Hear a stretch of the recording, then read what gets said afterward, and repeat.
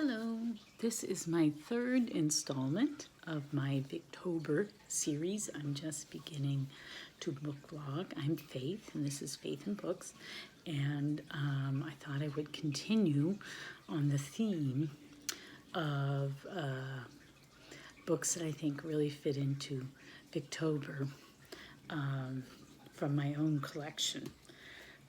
So it's not so much about power reading lots and lots of Victorian literature for me, but the connection that I have and really sort of uncanny connections that have popped up just this October. So anyway, there was a Victorian gentleman by the name of John Henry Newman, who was an Anglican priest and very learned, very erudite, wonderful writer, brilliant mind. And he started the Oxford movement, or the Tractarian movement, which sort of sung the praises and argued for a stronger connection to the origin of the Church of England, which of course was the Catholic Church, the Roman Catholic Church, which had broken away from under Henry VIII. And so he sort of argued for a return to a closer relationship, a return to the origins of the Church of England. And a lot of people are threatened by that because, the Church of England was sort of defined by not being Catholic, and that made a lot of people uncomfortable. Well, he made lots of wonderful arguments, and he wound up converting to Catholicism, and he became a cardinal. We call him John Henry Cardinal Newman in the Catholic Church. And what's amazing is a few years ago he was beatified. So there's a method to becoming an official saint in the Catholic Church, and he has been going through that process. And this Sunday he's being canonized by the Vatican. And so that's pretty thrilling. I really like John Henry Cardinal Newman. He is just brilliant, humble, yet extremely smart, and just a real wonderful writer and just a wonderful mind. Anyway, I have family connections in a way through books.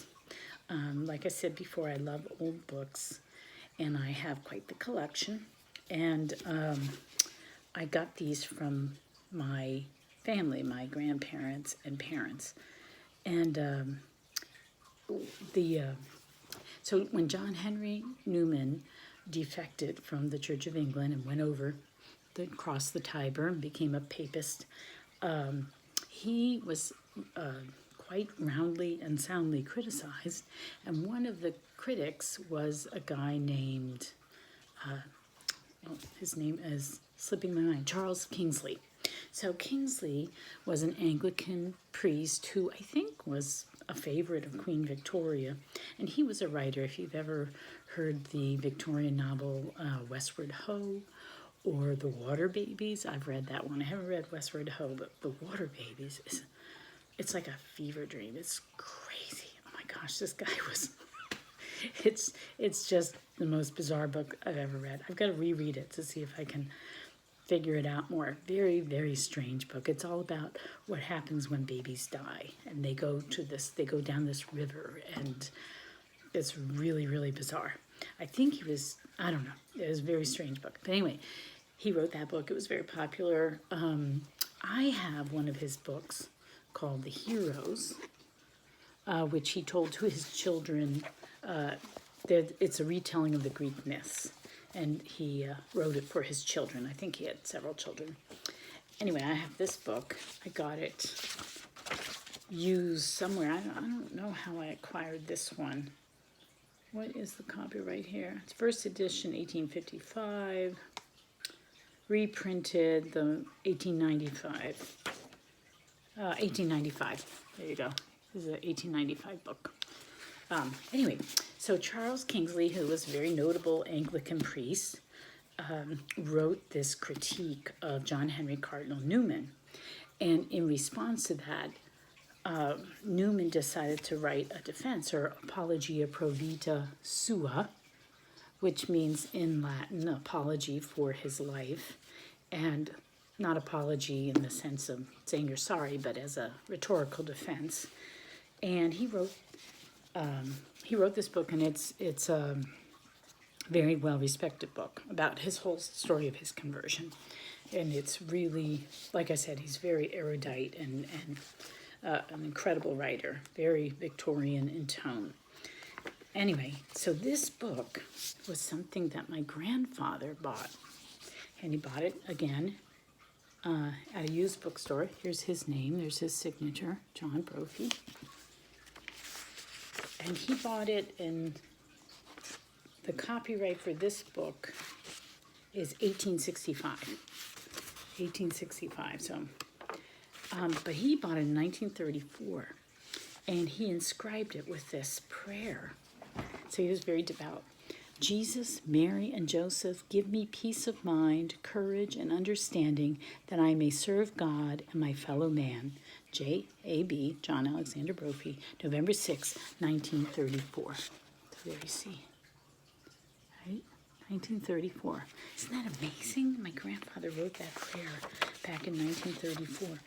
And then, what's even more amazing is many years later, before he died, this must have been in the late 50s, early 60s, he actually got it autographed by Tip O'Neill. Tip O'Neill was a famous politician from Massachusetts who was Speaker of the House in the U.S.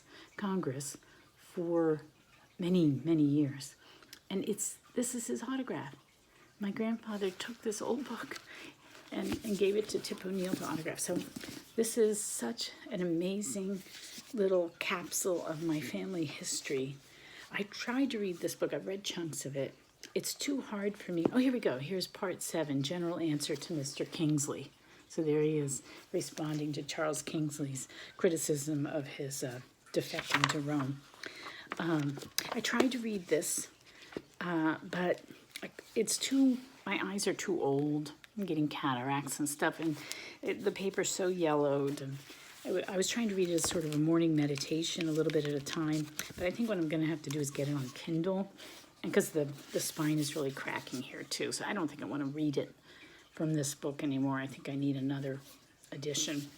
Anyway, this is just so thrilling to me, and I can't believe that John Henry Cardinal Newman is being canonized this Sunday. That's so amazing.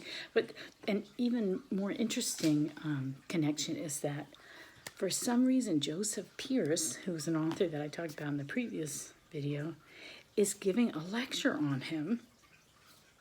So I'll back up a second. I started reading Oscar Wilde's The Unmasking of Oscar Wilde by Joseph Pierce, and in that he talks a lot about Newman, because Wilde was really part of that Oxford movement, and he really was intrigued by Catholicism and wanted to convert.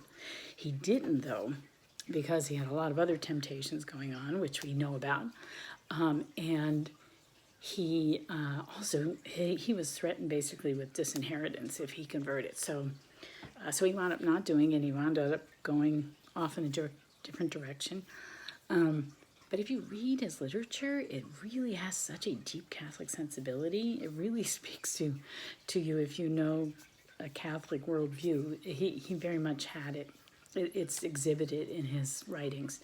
But anyway, and then at the end he did convert. So anyway, so I'm reading. I hear about Victober. It intrigues me. I decide I'll reread a Picture of Dorian Gray. I can't get that because it's on hold. So I start reading Joseph Pierce's. I hear all about Newman, and then all of a sudden I hear, oh my gosh, Newman is being canonized this month in Victober, a Victorian writer. So it's amazing to me.